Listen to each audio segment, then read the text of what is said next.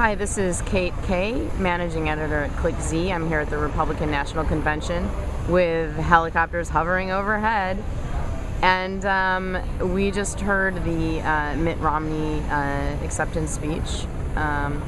And we're here outside the convention area. I'm here with Adam Pace. He's running for Minnesota State House for District 28A on the Republican ticket.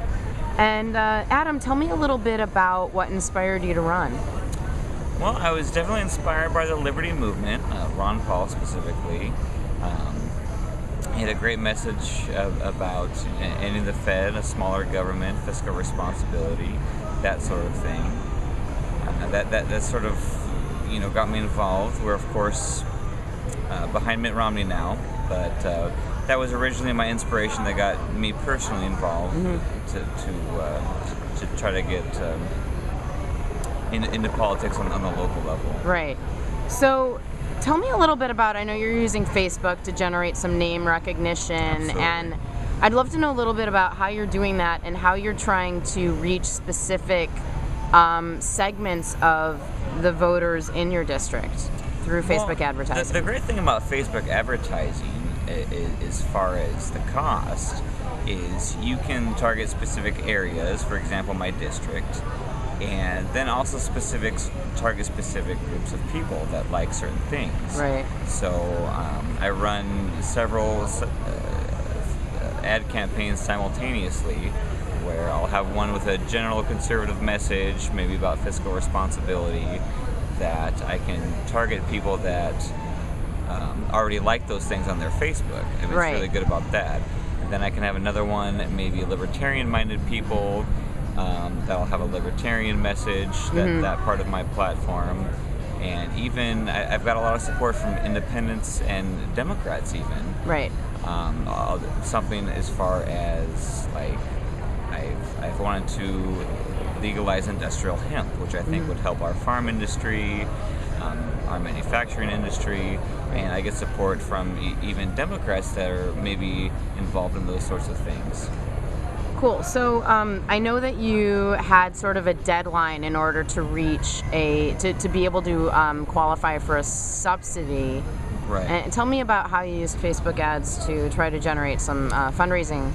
Well, there's a public campaign fund, which is when you do your taxes. That's that box you check. Do you want to donate $5 to this public campaign fund? Right. Well, in order to qualify for that, they send a few $1,000s towards your campaign. You have to reach a certain fundraising threshold. I was asked to run a little later than most candidates. At the Minnesota State Convention last May, I was approached to run, and I agreed to. So we were kind of on a deadline to meet this fundraising deadline, and of course I didn't have a lot of name recognition at the time.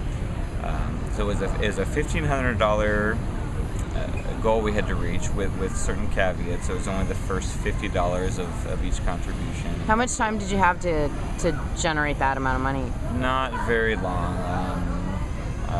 Maybe a month or 6 weeks. Okay, yeah. From when we started. So, and from the point that we started moving towards the deadline we had, in that time period, just from traditional fundraising methods, we raised about $500 or $600 of it. And then we got down to it the last week, and we said we really have to meet this goal. It's important. Yeah. I mean, that fundraising is going to be a big part of the campaign. So the last week, we pushed Facebook ads very hard. Okay. And we grew our Facebook likes from a few dozen where it first started out to all the Facebook ads got us a couple of hundred likes. And then in that last week, we pushed ads, and then we targeted all the people that had already liked us. And Right. said, well, now that you're involved, maybe contribute. Yeah. We then raised the last $1,000 in that last week. Wow. So the first $500 in several weeks, traditionally the last $1,000 in the last week, just mostly with Facebook type targeting. Right. So what are your plans for Facebook advertising going forward?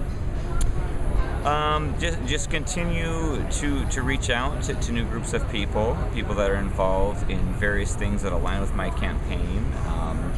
We've had a great response. Like I said, a lot of people have gotten on board, started helping with volunteering. it's amazing. People they see these ads that are targeted at the things that they like, so of course they jump on board.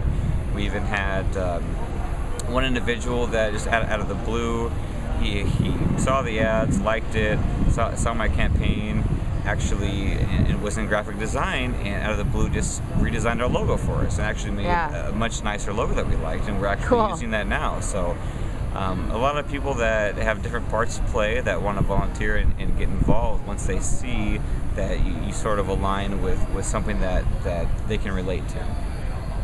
That's great. Facebook for grassroots. Absolutely. All right, thanks, Adam. Thank you.